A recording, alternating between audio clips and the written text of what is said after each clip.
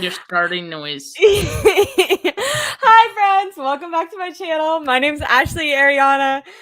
For anyone who doesn't know, people who do a show with me, I feel like, especially because I've been doing it for a little while now, with you, Steph, I've just gotten too comfortable. I'll just start making noises. And I anticipate that Steph is, one, not going to find that completely weird, but two, she's going to understand that that means I'm pressing the live button. But instead of speaking English, I'll just start imitating like an intro song that I don't even have and hope that she understands that that's what I'm getting at. But the 49ers had a busy week, and it feels like the offseason is kind of picking up. I know there's going to be like a bit of a lull in like July, but rookie minicamp is around the corner.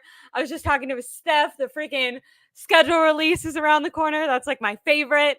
Unlike my dad, who thinks it's completely unimportant because we already know the teams. I know that it matters if we're playing Miami in the middle of the summer or not. But we, as in, I'm the 49ers, no big deal. I'm on the team. Put me in, coach. Flexing my muscles right there.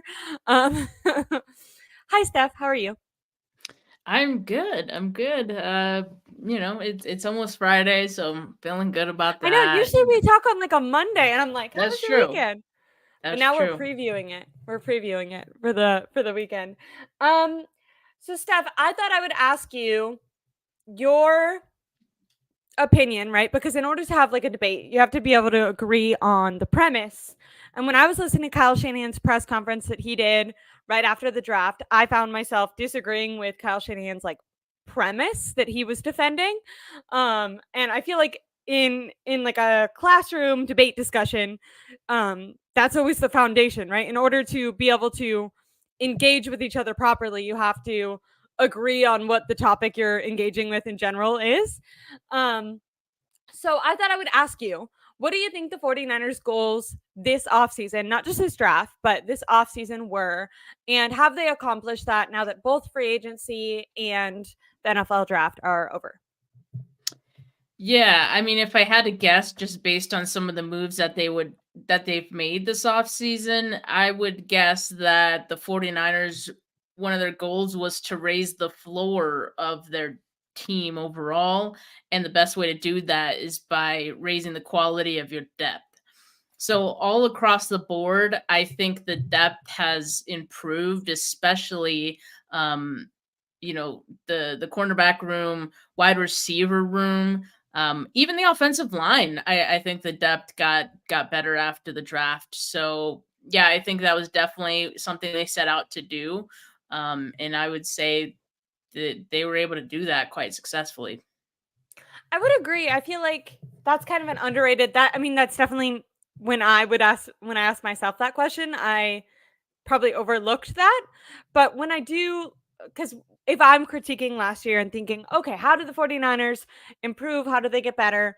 I automatically go towards extend BA, plan for the future with a guy like Debo, with your defense and Dre Greenlaw, with your run game, or with your run defense. I obviously look towards the offensive line, but I really like that you pointed out, and I think actually the isolation of depth influences all those things that I just talked about, right? Like if you have depth on Yeah. that defense, when we look at previous years, it did feel like with Samson Ebukam, with Charles Omenihu, the defense did have more depth on that line. When we look at different times in the offensive line, obviously the 49ers have struggled or not when we're thinking about extending BA, definitely having, or even just like Debo Samuel getting injured, potentially Christian McCaffrey injuries. These aren't things that we're predicting, but you obviously have to insulate yourself for.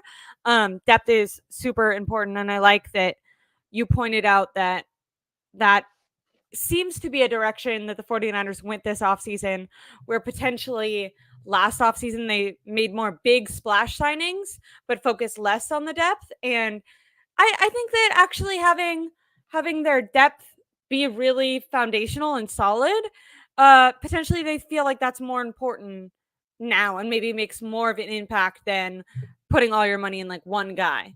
Do you think that that's true? Yeah, and I mean they already had like their starters pretty much set, and as we know, they're very top heavy. Like all their starters are like most of them are very high quality players. And so they already knew they're set there. Okay, what could we improve? Well, we're not going to bring someone else in because we already have a starter there. Oh, well, we can improve the backup so that if this guy gets hurt, it's not detrimental to the outcome of our season kind of thing. So, Mhm. yeah, I mean, I think that's part of it. I also think like there's a couple of other goals that I think became a little bit clearer after the draft. Like I definitely saw themes in the draft, right? And I think one of them was adding speed on offense, adding guys who can separate. I think also on defense, it seems like there's an emphasis on coverage and having guys who, Mustafa, for example, really great tackler, great in the box. He's a good run defender. Then you have Renardo Green. I mean, his specialty is press man.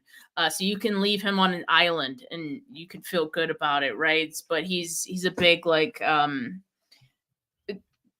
coverage like that. Renardo Green right there tells you that maybe there's a shift in the In their philosophy a defensive little bit philosophy. with the defense. Yeah, I think they're moving towards their secondary being their strength, and it was Not just with the last season. But now I think they're going to lean into that a little bit more and make it even better. So I'm excited about that because like I think to an extent, maybe other teams were kind of getting used to seeing what the 49ers did on offense. Like it was kind of the same style. Really good, obviously, really good, but like for teams who knew how to stop it, like you're you want to never be going to get over innovative. that. Yeah, you're never going to get over that hump, right? And then also the same thing on defense. Like you have your MO and what you like to do on defense, but there are some teams who can kind of exploit that. And again, like if you're going to keep doing the same thing, you're never going to get over that hump. You're never going to be able to beat like those kinds of defenses. So yes, being innovative. I think there's new wrinkles to both sides of the ball that mm, Kyle said like the speed thing wasn't like something they went into the draft like Trying to get. specifically trying to get, but I don't know. I think maybe it goes back more so to like having guys who can separate and who can get open quickly, right? So there's definitely some underlying themes to the draft. I within that answer, it made me interested because you mentioned a couple of the guys that they drafted. Do you anticipate that some of these guys are gonna be able to make an immediate impact this year? Whether it's just I don't even mean as like starters, but even if they're rotating in or whatever, do you have a couple of those guys that you have in mind? I Because think I wasn't entirely sure when I was looking at this draft class, but it sounds like maybe you're a little more optimistic. So I'd love to hear your opinions on this.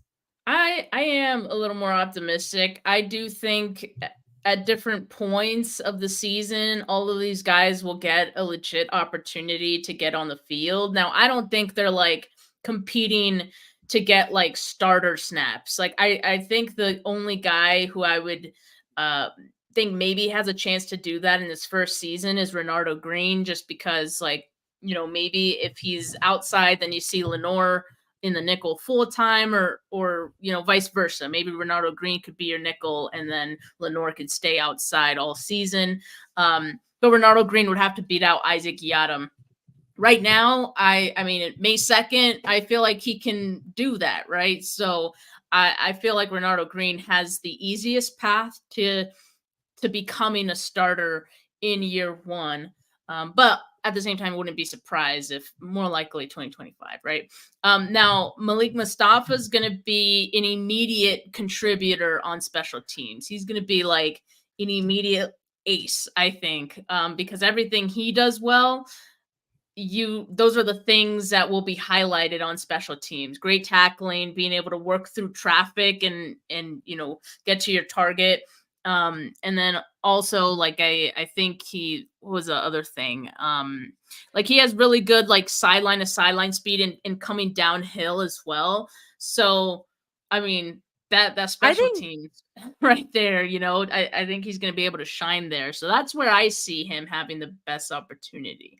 I don't know if it's fair, really quickly, just before we move past on him, before we move past him, but if he is shining in the special team situations, I don't know, like, is it for sure that Hafunga is going to be ready to go right away? Because I could see Yeah. him being able to start, not, and I this is no slight to Hafunga, but just like injury wise, I could see he was one of the guys that I thought had the potential to make an immediate impact if there were some like lagging health issues going on. Sometimes we've seen them like start guys on pup just for a couple Yeah. extra weeks or something like that. Yeah, So I mean, obviously it would I depend on his like skill level. I know that they have a couple like backups that could come in, but if I've heard good things from him, and I think especially for Kyle, the way that he looks at their guys, if they are excelling on special teams, it feels like that he gives them more opportunity to potentially prove themselves in the starting lineup a little bit better. Yeah, I mean, like, obviously, I'm working under the assumption that Hufanga will be ready by the start of the season. But yeah, I mean, obviously, if Hufanga isn't, Mustafa could, I think, start in his place or have a role right away. And one thing that Stefania Bell, ESPN injury analyst, always says is return to play does not mean return to performance. So it's very possible that Hufanga is cleared, but he doesn't look like the same guy. So then, Yeah, maybe you give him a little more time. And that's where like someone like Malik Mustafa comes in. And I do think there's some overlap, right, in their skill sets. Like obviously Hufunga, I like him in the box more, right? Like that's what he's great at, run support, things like that. Mustafa would very much excel in that same role. So yeah, I think it is kind of Hufunga insurance for this season as well, but also, moving going past the forward, season. Yeah. yeah, potentially if Mustafa has a great season, and again, like special teams, kind of his opportunity to be able to, make a strong case for himself in year one, then yeah, I think he's definitely going to have an opportunity to start in 2025. And the 49ers do have a decision to make with Hufunga. And right now, the way it's looking, I don't think they're looking to extend him, but I guess we'll just have to see how he looks after he comes back. But okay, It'll be for really interesting, really quickly, just to I know that I somehow we've stopped on Mustafa, but it'll be very interesting. I wonder when they and maybe this is presumptuous, but I wonder when they soured on Hafunga a little bit. I don't think it all has to do with his injury, but it does feel like they're a little bit more down on him than maybe I anticipated. Because it feels like they tried to target that position, and maybe it's just that they didn't anticipate he was going to be like all pro level quite yet. I wanted to say what's up really quick to Mariah from 49er Faithful. I know that you, Steph, I and was just Mariah just did vibing. a show together. And Mr. Corey, the main topic that I titled my show on is just did the 49ers reach their offseason goals? And I felt like before we agreed on whether or not they did or not, we should just talk about what we thought, what we hypothesized their goals were to begin with. And then also, uh, that's all good. Not that's all good and in all, but sorry, I'll learn how to read later. But should have worked on the O line more than anything else. I think a draft pick that we're gonna get to is on the O line. That's my favorite draft pick that they made. I think that quite a few of us, hoped that maybe they'd be a little bit more aggressive with the offensive line, but as we're discussing what their offseason goals are, I think that's maybe why it's important, because potentially what I thought their goals are could be different than what the 49ers thought. And they kind of told us all season that they wanted to focus on continuity on that offensive line, and that they didn't really think it was as bad as, the fan talk made it seem. So Yep. whether or not I I think that they needed to focus on that, I did. But it seems like, and I feel like they backed this up through their actions, that maybe they didn't think that was as big of an area of weakness as we did. Yeah, and Mr. Corey then jokes, their goal every year is to not draft offensive tackle. So yes, they accomplish their goals. That was so Sometimes it definitely does seem like that, right? Like they're the only ones that know that don't seem to think that they need a tackle. Um, I do think they were gonna address tackle in the second round. I think they were gonna get Rosengarten, which you can also argue, is Rosengarten going to be a tackle full time in the next level? That I don't know, but I think like he could have at the very least competed against Colton McKivitz right away. Yeah. But yeah, I mean, obviously he went the pick before them to the Ravens, so that didn't work out. And so, given that, I thought that Dominic Pooney is a good consolation prize, quite honestly. And they moved up to get Pooney, which, if they really wanted Rosengarten, like maybe they should have moved up for him, right? Or maybe they didn't want him that bad, but if he fell to them, great, So Pooney, I think, like, yes, he could play tackle if he absolutely needed to, but I don't think that's where he projects at the next level. It seems like guard will be his immediate spot, and then maybe We got a the couple years comments down the riled up, line. Steph. I did. It So was maybe just a we couple were years like in down the the middle of line, we see discussing, and Pooney I at feel like center. one person we were in the middle of discussing like good things they did, and then we made one offensive line comment, and then then Well, everyone yeah, I started mean, rolling in. nothing else gets this fan base riled up than talking about the offensive line, but. Which is crazy because I agree with JD. They didn't even need to. It's totally fine. They drafted two. They drafted two offensive linemen. So what are we like? I mean, I'm fine with what they did in the draft in addressing offensive line. Guard was a need. Guard was a huge need. I mean, after 2024, who are your guards? No one. So yeah, I do think that guard was a need. They addressed that need in their first three picks. So yeah, I like the Pooney pick. I like the Pony pick. Do you think that? Yeah, I mean, there's it's a lot. I like the Pony pick. I do wish that they would have been more aggressive in getting a tackle. I feel like it was touted as like a once every couple year, doesn't come around every single year. Pooty is such a funny name, by the way. Pooty. Yeah. I don't know who this is, but I love him. All of his comments have been great. I think anytime you repeat something 3 times, it just makes It's it just automatically funny. Yeah. Pooty is a hilarious name, though. I kind of like that.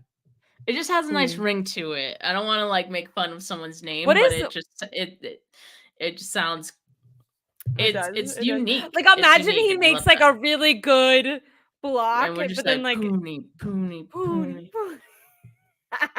He is um, Samoan. I mean, that's one thing that do you like think that we got a he certified dog.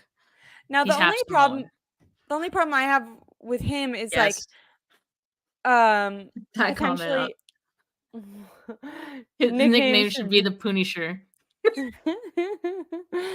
uh is he It's related good. to is this just racist or Well, I didn't know. I was like reading it and then I was like I when I first read it I thought he was saying he was related and then I realized that maybe although Puka and Puni, what if your name was like Puka Puni Puka?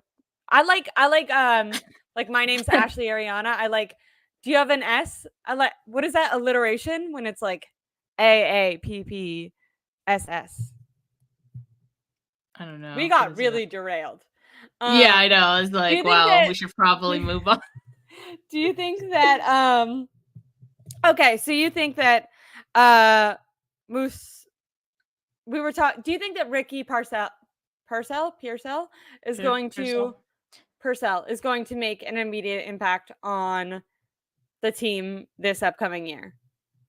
Because we talked Yeah, about I do. Mustafa, I we do. talked about Yeah, so Brady. that was before like, Yeah, we I'm got off getting us the back. freeway I'm and, getting us back. got off the wrong exit. Like, You yeah, turned I us. wanted to talk about the wide receivers. Yeah. I do think we are going to see them on the field in 2024. Now, again, it's not going to be like a huge role, but I think we'll see Jacob Cowing in certain situations. Like they did try to make Danny Gray happen, right? And there were times where it was very rare, but we did see him on the field. just to do a go route, stretch the field, go. And I think Cowing has the opportunity to kind of get on the field in a similar fashion right away. And I also Okay. think Ricky Pearsall. And probably immediate impact on like punt return, you think, maybe? Yeah, Yeah. definitely. I think a lot of these guys have the potential to be able to do that, especially with the rule change. There's going to be a lot of It's experimentation, gonna I be think, with the interesting how 49ers in how camp. they address Camp is going that. to be Yeah. fun. Like the actual special teams portion might actually be fun to It's like the watch at first training time it's camp. exciting. Yeah, exactly. So I'm excited for that. But yeah, Ricky Pearsall, I think he will get on the field this season. Of course, like you got your top 3 guys at wide receiver already. So I think for Pearsall, it's going to be more about like which matchups they like on which specific play. I think it's going to be more of that, like rotating him or Debo in certain situations. Like maybe if we're playing more of a man team, we know Debo maybe struggles with separation sometimes. He's not as good of a route runner. Maybe that's when we see Pearsall come in on some snaps. Of course, if there's injury as well, which Debo has also dealt with some injuries, he did last season, Pearsall, I think then will get that opportunity. So he'll get on the field. Can I I? guess, yeah. This is. I feel like well, we have a topic and then I side note us. But when you mentioned Debo, I was wondering, like, do you think? Because a lot of this draft, like going into the draft in this offseason, has been talks around Brandon Ayuk. Are they going to keep? Are they going to trade him? We have a whole topic for that we'll get to. But around day 2 of the draft and even day 1, like day of the draft, we had not only Mike Silver, but who was the woman? We had 2 reporters coming out announcing that the 49ers were actually open to trading Debo Samuel and maybe looking for guys to move him with. Now then, after the draft, John Lynch came out and said, we weren't looking to trade him any more than we would any other day where, obviously everyone is available, including ourselves, Kyle Shanahan said, but it wasn't something we were like actively seeking out, is kind of what their words were. But I was wondering, because they let that go on for a few days.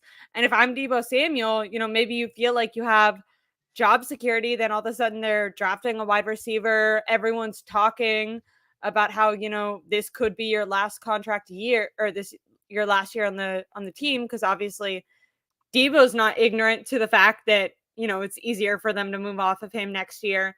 Do you think that we get a more in shape contract year style Debo coming up, or is there some repairing, even if it's just emotional, that like Kyle Shanahan and John Lynch have to do with Debo after kind of putting him through like a whirlwind 24 hours where, and we don't know this, maybe they were talking behind the scenes, but just from the reports and speculation, in my opinion, felt kind of out of nowhere that all of a sudden the 49ers seemed open to letting go of him. And if I'm Debo and I'm just reading this on Twitter, which a lot of players have, came out and talked after contract negotiations and said that a lot of the communication that they're finding out is also just from Twitter.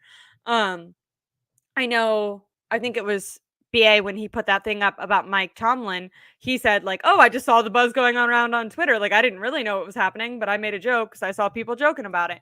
So I side note, but we knew that Debo Samuel seemed to be a little bit sensitive during his contract year, and I just wasn't sure if you think what kind of Debo do you think we're going to get this upcoming season, and do you think that there was any momentary bad blood that was going on when those rumors sparked up? You saw him like post on his story the trade rumors and then delete it. I don't know if you saw that, but Yeah, I mean, Mike he Silver like wrote an definitely. article that he reposted for like 12 hours and then deleted it. So Yeah, he definitely acknowledged that he saw that, right? And yeah, it's either that like he doesn't believe the reporters, because there was another. It was Diana Rossini.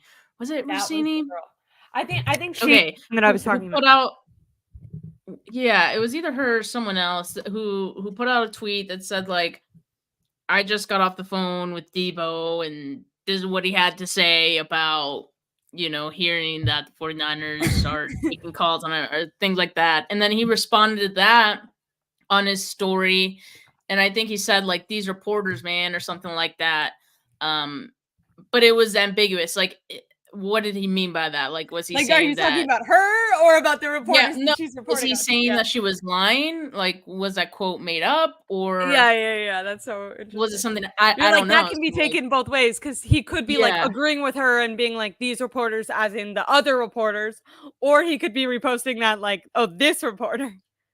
yeah. So I guess he definitely seemed to be a little ticked off about the situation, but I don't know if he's more ticked off about the reporting side of it Versus the actual versus front office. 49ers. Because, like, I mean, I'm sure the 49ers spoke to him about it. Like, the 49ers don't need to clear the air for us or for the media. You know what I mean? But, like, I would hope at the very least that they cleared the air with Debo and said, like, hey, like, this is what's actually going on. We just want to let you know about it, kind of thing. So if Debo got that from the 49ers, then I'm sure there's no bad blood in the situation if he kind of understands what's going on. Um, and, quite frankly, the 49ers, like, you can say they drafted his replacement, in Ricky Pearsall. I know it's not a one-to-one replacement, right? But if we're all kind of seeing the writing on the wall that Debo Samuel's probably not on the team past 2024, then he's probably seen it the same way. I mean, the 49ers drafted two wide receivers. Like, someone's going. Um, so so It's yeah, I so think the hard for best me to case, imagine Debo off the team only because I feel like yeah. Kyle likes him so much. It's gonna be such a interesting thing. Like, Yeah. I do agree when we look towards like the progression of the team, and a lot of people have been talking about the window, and it does feel like maybe the 49ers are trying to stop the window from closing by getting these people that will then, supersede the older veteran core and like kind of grow with Brock Purdy. So like a guy like BA and stuff like that would obviously be the smarter move when it comes to long term and even immediate production right now. But yeah, that's going to be an interesting. It's never a dull off season for the 49ers, right? Like, Yeah, we seriously. already can anticipate that next year is going to be very tumultuous with Debo Samuel. But here's what I'll say to just Do you kind think of they're like safe end for the the team Debo. right I now, by just the way? Yeah, you go I ahead. first I just want to say, like, I think the best case scenario is Debo does use all of this as like motivation, to have the best season he can have and make the decision, difficult for the team, or maybe make it easy, because then, like, teams will be really interested to trade for him if he has a crazy season. So, like, for the team, it's a win-win if, like, he uses it as motivation, if he's maybe a little angry, if he wants to prove, like, hey, like, I'm better than these guys that you just drafted, like, all of that. It could be a recipe for something good this It season. would be so annoying if he had like his like just crazy 2021 record breaking type of year, and you're like, I oh. mean, I wouldn't be mad because he'd be on I the wouldn't be team, mad. It'd right? be awesome. It'd be awesome. Yeah. It would be awesome. I would love that. I hope that Debo. You're right. I hope that Debo uses that as motivation to really come out. I can see it going either way. Um, but I do hope. I'm a little bit down on the Ricky pick, not because I don't think he can be a good player. I just, when I look at the amount of targets that the 49ers have to go around, I don't really know where those balls are coming from unless there is more of an injury. I know that James is talking in the comments about, excuse me, Christian McCaffrey being overused, and obviously he was used not only in the run game but in the pass game. If a guy like Debo, who has, suffered with soft tissue injuries, if someone goes down, I can see if he's doing well on his limited opportunities than them giving Ricky more targets. But right now, I mean, Juwan Jennings had 19 targets last year, and I feel like it would be unfair to punish Jennings and take away targets from him when he was, pretty much the Super Bowl MVP if they would have won just, in the last game that they played. So I don't really know where those balls are coming from, unless you kind of touched on earlier when you were talking about the defensive philosophy changing. Potentially the offensive philosophy is going more towards a passing offense. And I think we did see a little bit of that last year. I don't know if you would agree, but it felt like they were turning into a bit more of a passing team under Brock Purdy. Maybe that's an evolution that continues.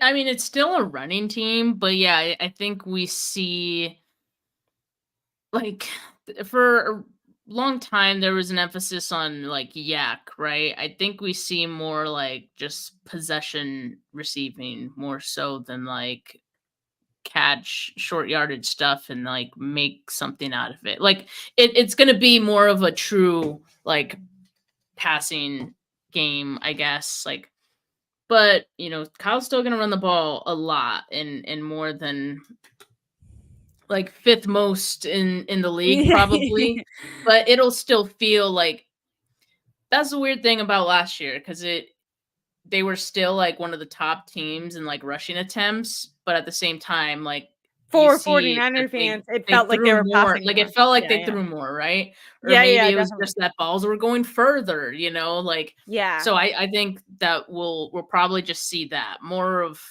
like the whole field is going to be open Which to I them love on that. passing plays. Oh yeah. I love that. I love that. And even when you look at what Brock Purdy talked about, what he wanted to work on this offseason, it wasn't only arm strength, which obviously was important. We've kind of seen him do some practice. I also liked, by the way, I liked that Ricky. I forget who it was. Was it Dane Brugler? I heard him on an interview. I heard someone on an interview with Rich Eisen, who I guess coached Ricky Parcell or somehow had like an awareness of him and said, if Ricky had to drive from Arizona to Santa Clara every single day to, practice with No, Brock that Purdy, that he would do that or something. I that thought it was was yeah, that was Herm Edwards, okay. who There you go. coached him at ASU, And and John Lynch has I a don't. close connection with him, right? If I'm not Yeah, and I don't know if Herm also said that on another show, but he said that when he was on with Rob from Gold Standard oh, Network. I Shout think out Rob. Man. there we go. Shout out Rob. I He feel had like him, that's the second. he had him on his channel.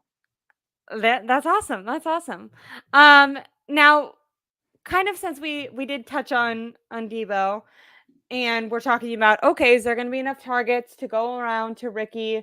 I do think that an advantage Ricky might have is like when we look at the amount of targets that a Danny Gray or a Chris Conley got, potentially they didn't take advantage of every opportunity that they got. Where maybe if Ricky's only targeted Yeah. once or twice, if he's catching all those, making a good impact, that's going to incentivize, Brock Purdy to be more trusting, maybe throw the ball there more. Maybe Kyle Shanahan wants to scheme him up more because defenses aren't really queuing in on the rookie, wide receiver type of thing. That could be a way where I start to see his targets go up. A different way I could see his targets up is if they don't get a deal done with Brandon Ayuk and he holds out. I have been pretty firm on I don't anticipate that Brandon Ayuk would hold out because I don't understand how any player would hold out. Isn't like Le'Veon Yeah, Bell the there's last person to do that?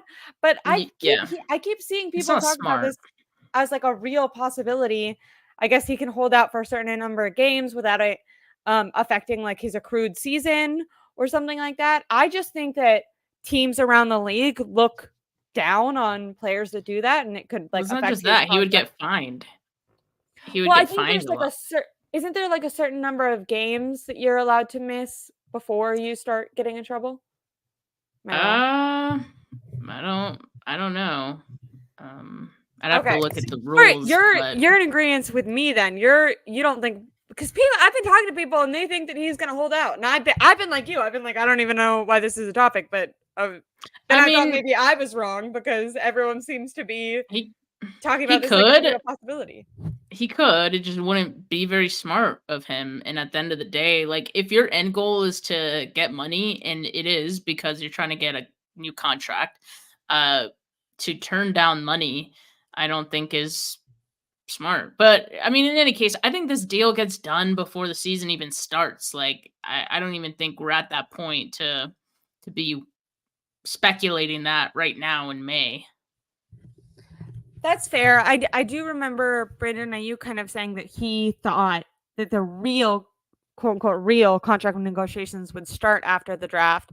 And then obviously you had John Lynch saying that he didn't want it to extend as far as it did with Debo and with Bosa. Do you think that this is something that they try to get done, before training camp, or is that too optimistic? Yeah, I think they will, and I think like they're kind of probably waiting for the money they're gonna get out of Eric Armstead's release, which they'll get in I think a month. So when that happens, I think they'll really get the ball rolling towards like finalizing it. And yeah, I think it'll be done by training camp. Oh, I'm okay. Well, optimistic. I'm I optimistic I like that because I think that Brandon Ayuk holds like a standard that will be really good for guys like Ricky Parcell and other rookies to see. for sure. We've seen him and obviously Fred Warner go back and forth, and I feel like training camp, it's not the same without the offense and defense going at it. So really quickly, Alan says we still can't win a Super Bowl either. That's not very optimistic of you. Do you, Steph, think that the 49ers are going to make it back to the Super Bowl this year? It's extremely difficult to do in one season, let alone in back-to-back seasons. So no, I don't think so. I think their path this season gets a Harder. lot more Their schedule's difficult. a lot I mean, harder, right? Lions, I like what the Lions did this offseason. The Packers, I mean, they're going to continue to get better because they're pretty young, right? And so they're just building around And the if we young look at guys. last year, if it wasn't for like a miracle I'm God saying, saving Brandon Ayuk helmet catch, that's they maybe don't that's even what make I'm it past the saying. Lions. That's Yeah, kind of crazy. exactly. So, yeah, I think the path is going to be a lot tougher. Rams look like they got a lot better too. I think Sean McVay deserves more credit. Have I given you my spiel about this? The other day I was thinking yeah, about this. McVay's up. I think Sean McVay is like a really, really good He's coach. a great coach. Like, Was it with you that I was talking? It was either with you or someone else. I've been on We it. were With Sean literally McVay, just saying a like couple weeks ago. McVay's a better coach, like head coach, than Kyle Shanahan is. Yeah, today. like the way he adjusts his scheme to his players versus maybe trying to have players fit in his system. I feel like McVay can be a little bit more player oriented. Also, I think he's a bit more personal. And obviously we don't know these people, but this is from the outside looking in. Yeah, and, yeah. Reading way too many articles and listening to way too many podcasts about this. But no, I have a lot of, and also if like Cooper Kupp is healthy this year, you have your second year with Puka Nacua. I don't know. I'm interested. You think Jimmy G will end up playing against the 49ers in any of these games, or it'll be Stafford? How hilarious. How hilarious. I feel like Sean McVay would love that. Might be hurt by then. I don't know. So funny. So funny. And then JD says Debo and Jennings are much slower. So I imagine being Ricky, better get some targets. I just wanted to pull this up. I think that Debo Samuel gets a little bit too much criticism from the fan base. I'm not saying, I do think Ricky is maybe just faster in general, not faster with the ball in his hands, in my opinion. Debo might be one of the fastest guys on the team with the ball in his hands, for sure. Yeah. But without the ball, I don't know. He just It'll be interesting. I think that we've seen in the past rookies, Kyle Shanahan has a hard time giving them a ton of opportunities, if not for injury. But like with Brandon Ayuk, we saw if sickness or injury or whatever comes into, that just happens to happen on football teams. If that wide receiver then does take advantage of their opportunity, it's hard to take them off the field after that. But I did want to touch, because my dad talked about the offensive line. So I wanted to every contender really quickly. Every contender in the NFC drafted for 2024, so they got immediately better. The 49ers drafted for 2025. I've heard this narrative. The only problem to me is they drafted a lot of older players, a lot of fifth-year starters or fifth-year seniors, 1 6-year senior. Mm-hmm. So if they were drafting for like the ascending with Brock Purdy, I do think that maybe they should have gone a little bit younger, but at the same time, maybe best player available is the player that's more developed. But then is there something to factoring in age and projection into that. I don't know. I think that is a way to potentially be critical of the 49ers for them. If they're not getting impact players this year, maybe they should have gone for younger guys. I don't know. I mean, 80 to 90% of the 49ers roster was like already filled going into this draft. And like I would say like 80% of their starters were probably already set before this draft. So I mean, it's kind of difficult to draft when you have so many starters already set. I think it hurt them these last two drafts, not this one. I'm talking about like 23, 22. They were kind of just like dart throwing and seeing like who could end up being like a gem out of that group. It was a weird draft. I disagree with this that they drafted for 2025. I think the guys they have now are going to be backups. In this season, and we have seen So how they'll be important depth pieces backups this year. are this year. Like, I mean, in this entire window of this 49ers team, like we've seen how important having good backups is. And they haven't always had good backups at every position, right? I think this Especially season, cornerback. like, Like yeah, Ambry yes, Thomas will not yes. have to see the field. Isaiah So Oliver, I mean, yes. I mean, I think so yes, they did draft for no Josh Normans 2025. to the rescue this year. They yeah, they did draft for 2025, but I think they also drafted for 2024. Like it was a really good balance, and you talk about the experience that some of those guys had.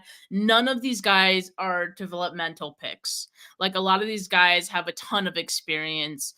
And again, like at a lot of different positions, not just the one, right? So that's why I like this draft more. You see the vision.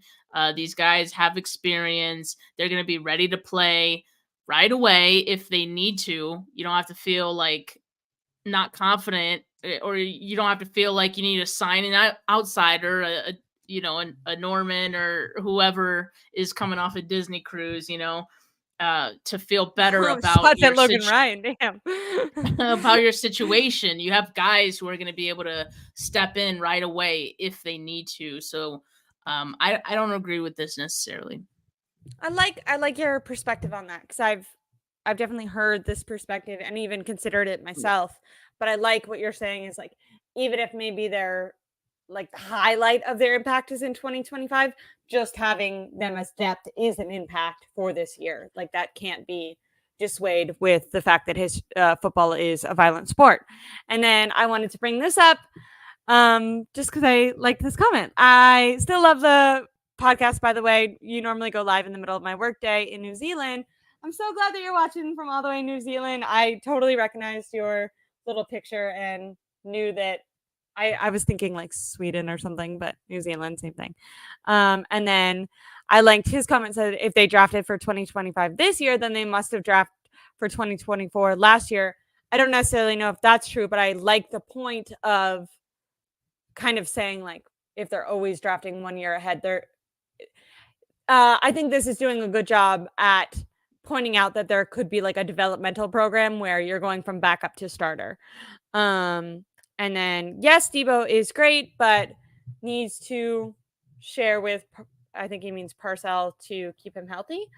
I think that I don't think that they're going to be sharing, but I do think once again goes to depth. If Debo does get healthy, then his like role could expand.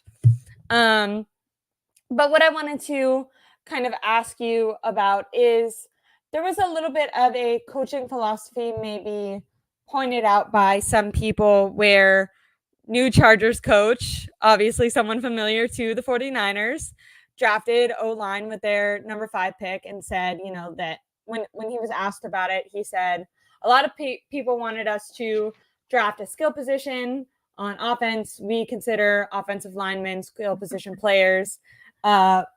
Bit funny, but I was just wondering, do you think that Kyle Shanahan does value the offensive line? We have actually, I mean, Mike McGlinchey was drafted high.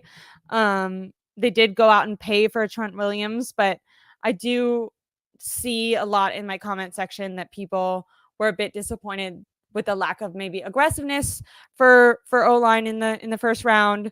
I'm starting to think the way the dice rolled that they would have had to maybe even trade like a first next year to get up to where they wanted to, or a Brandon Ayuk or something like that. Do you think that they did a good job at like weighing the options and not getting offensive tackle in this draft?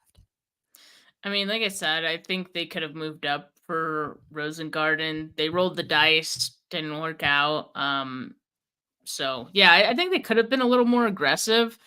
But yeah, at the same time, they did address it. It was just a different need, right? In the guards. Like so not the tackle position we would have liked, but historically, and I think someone else mentioned it earlier, they've drafted like three offensive tackles in like 8 years. So yeah, I mean clearly it's something that Kyle doesn't seem to well, it's difficult because on one hand, they had Joe Staley, then they had Trent Williams, and they traded for Trent Williams, second round picks. So they have invested in left tackle, since Kyle has been here. And it seems like they feel like there needs to at least be one guy, one anchor on the line. And if it's gonna be anyone, it should be your left tackle. So when Trent retires, it's going to be really interesting to see how they address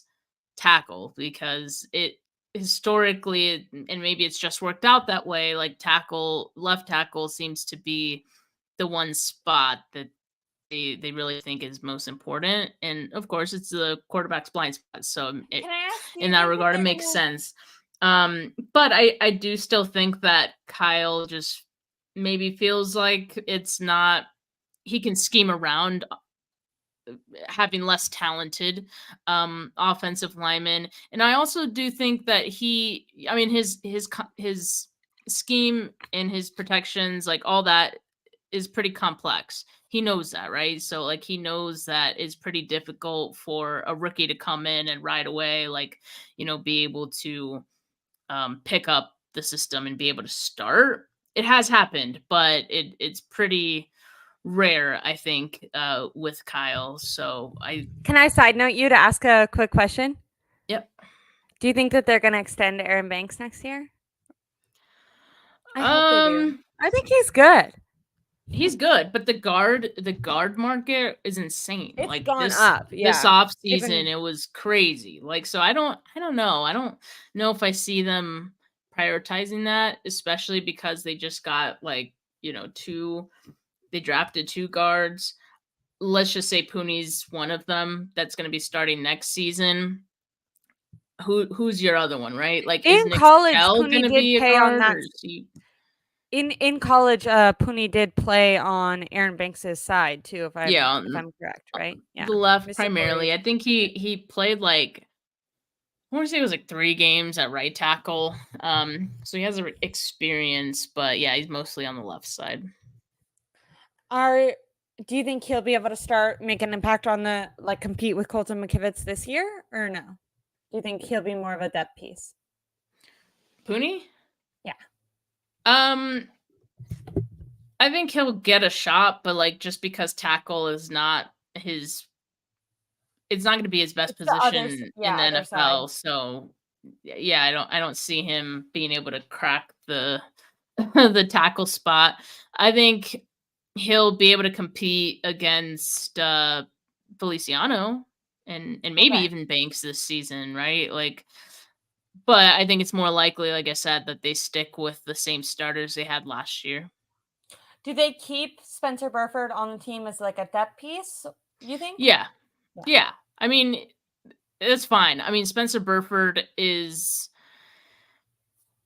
serviceable, like maybe like average below slightly below average, right? But I mean, as a backup, he would be a good backup. You know what I mean? So yeah, Definitely. Feliciano starting this year, and then you keep Burford around. When we were talking about do the 49ers make it to the Super Bowl, we got a comment says the optimistic side of me says that the 49ers will make it back to the Super Bowl injury free. The in me says Kyle will blow it again, such as he does, is what it is. I think Mr. Corey, really quickly, when we call Burford serviceable, I think we just mean like as a backup, he's fine. No one in the the offensive line level play in the NFL in general is low, and I don't think he's like exactly. I wouldn't say he's like a preferred starter, but I think as a backup rotational guy, He's not cut. fine. He's not cut worthy. Like Yeah. he isn't. I just wanted to, I guess, give my take on this too. When we're talking about like, did the 49ers, get better or worse? Obviously, Kyle Shanahan said that thing where he was just hoping that the 49ers didn't get worse this year, which I think Kyle just doesn't know how to talk very well. I don't necessarily, I think what he meant by that was, I think we had such a high level team and we had to make hard decisions, such as letting go of Eric Armstead, who's an amazing impact player when he's playing, but then obviously, like, is Eric Armstead playing half the games, but then whoever his backup is better than Malik Collins now? Well, that's to be seen. You know what I mean? So obviously, I think when you become a more high end team, the harder it is to get better because you're replacing these veteran players with rookies who maybe have potential, but you're, putting someone who has potential but needs development in for someone who maybe is already at their peak. So I understood what he was saying, although I did, John Lynch like fidgeting kind of during his speech. Sometimes I think Kyle Shanahan doesn't realize that you're allowed to lie. Like you can just say, yeah, we, it was our goal to get better. Of course that we believe that we got better, but Kyle's like a little bit too honest, where he's like, I don't know, hopefully we didn't get worse, and you're like, Kyle, but that's not what you're supposed to. It's not how you sell the season to your fan base.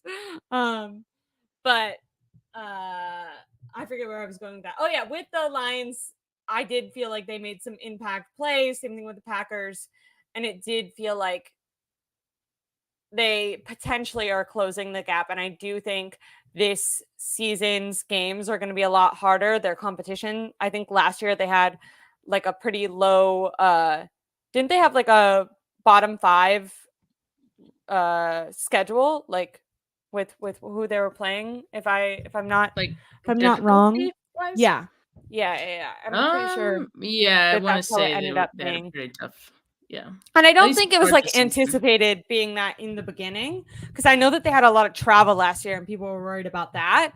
But I just think when it comes to like the teams that they're playing, I know that this season it might be a little bit more difficult. It felt like they had a bit of a runway, at least especially in their own division. I know that people are always overlooking the Cardinals, but if Kyler Murray can get, just a connection with his now number one, potential star wide receiver, that can be enough. We've seen it with Matthew Stafford and Cooper Kupp. Like, you don't need a full team sometimes. Like, sometimes just a very special wide receiver quarterback connection could end up, giving fits. Which is why I think it is smart that the 49ers defense is maybe focusing more on their secondary with the wide receivers that are entering the NFC. I'm very excited for the season coming up, but I could see it being a much more challenging road to get back to the Super Bowl. And then obviously you have to factor in that they had really great injury luck last year, and especially with them not, in my opinion, addressing the offensive line with as much aggressiveness as I wish that they did. I really hope that Brock Purdy, Christian McCaffrey stay healthy for sure. But I don't mean to end that on a negative. I think that they're going to be a good team. I'm just more saying I understand Kyle's saying that. I think he's just saying, like, when you're playing at such a high standard, even just keeping up that standard becomes more difficult, people anticipate you to do even better, which is why I think a guy like Andy Reid deserves so much credit, because I think he's shown a lot of offensive evolution. Like, it feels like every time defenses kind of adjust to what the Chiefs are doing, they change their scheme, which is something kind of underrated about the Chiefs. I think because they have like the best quarterback in the league, people are kind of like, well, when you have Patrick Mahomes, but I think that they have been very smart with their roster construction and, changes over the years. New Orleans. Steph, have you ever been to New Orleans? Yes, I Oh, have you have? stopped by there on my way to the Senior Bowl to Oh, yeah, did the you last 2 years. have you? I don't know how old you are, but when I was like in middle school, Tech Nine was like really big. Do you know who Tech Nine is? Yeah. And they have that like Mardi Gras song, and I was like 12, and I was like, Flash, like it's Mardi Gras. And now every time I think of New Orleans, I think of Tech Nine, which is just a random connection. But I heard it's really beautiful. Really Yeah. good food Oh, it's too, great. right? Isn't that Yes. where what's his name? He's like a basketball player and he went, but then he gained a lot of weight out of like Purdue or something. And everyone was like, oh, it's Oh. just because he's like eating all the New Orleans food. Do you know who I'm talking about? I know Yeah, it's I know you not. I don't remember his Yeah. name. I only follow Not a huge basketball person. Are you a huge? What do I wear to a baseball game? I'm gonna go to a baseball game pretty soon. Gonna go to a Giants game. a baseball I hat need to get a is hat. My little safe. sister has a Giants hat. Okay, I know it because she used to live. I used to live with her, and it used to hang on my wall. And she's been at her boyfriend's, and I texted her, and I was like, "Can I have your Giants hat?" And she was like, "I don't have a Giants hat." And I was like, "You're lying to me, because you do." And I was such a sweetheart. She wanted to get her dog like a little toy, and I sent her money for the dog toy, and then I was like, "Find your Giants hat for me," and then she ignored me. So I'm hopeful that I'll get her Giants hat, but if not, I guess I'll go buy one myself. And then I feel like baseball games are kind of casual, so you probably just wear like jeans and like a t-shirt, right? Yes, yes. Have you been to a baseball game? Yes. Am I asking weird questions? Am I asking weird questions? It's just Okay. like just wear, what you think. I thought this was a good way to end it. I It's thought that we casual, were yeah. Just just casual. casual. Well, But if you can get a hat I'm like worked in a there or the team colors, so you know what I Giants mean? pretty easy, it's like black. If I you almost get like a little orange going, you're good. I almost put my feet on the internet, which I think was weird, but I was just gonna show you my feet to be like, I usually Oh, yeah. which It's like, don't I'm do not that. gonna I'm not gonna, well, I literally grabbed my foot and then I was like, oh, maybe that's weird. Um, but what I was gonna say, I really want to get like those chunky dad shoes. And I thought that that would be cute to wear with like jeans to the baseball game. But the ones that I want are like old New Balances that have green. And I feel like green is such like not a Giants thing. So I guess I need to get like white ones. Anyways, the show's over, guys. Well, now on Twitter, like, you gotta post your outfit. Yeah, I'll do an Now we're update. we'll I'll be do an update. wondering. But it's gonna be like so boring because you just told me to be casual. But everyone's gonna be dying to know if I get my baseball hat from my sister and if I get some shoes. I have like black little boots, but I don't know. Do you like walk a lot in baseball? You probably don't really walk in baseball. Anyways, my battery saver just went on, and this is the charger. My computer is plugged in. But with that, guys, I'm gonna end the stream now. That last 5 minutes was the most important. I know it. Anyways, everyone, thank you guys so much. Please like and subscribe to my YouTube channel. It's Ashley Ariana. I'm going to be going live with Marco from Clutch Gene Sports tomorrow at 1 p.m. And then make sure to subscribe to Steph. We already got a comment in here earlier. I think it was by Ricky who said, Steph, you are busy. She is. She has content pumping out every day. So please make sure to like and subscribe. I really appreciate it. Thanks, guys. Have a great one. Steph's channel, my channel. We appreciate you. Rookie mini camp coming up. I think, Steph, you said it starts May 9th? Next week. Yep. Hell yeah. So you know what we're going to be talking about next week. Thank you guys so much. Bye. See you later. Peace. Bye.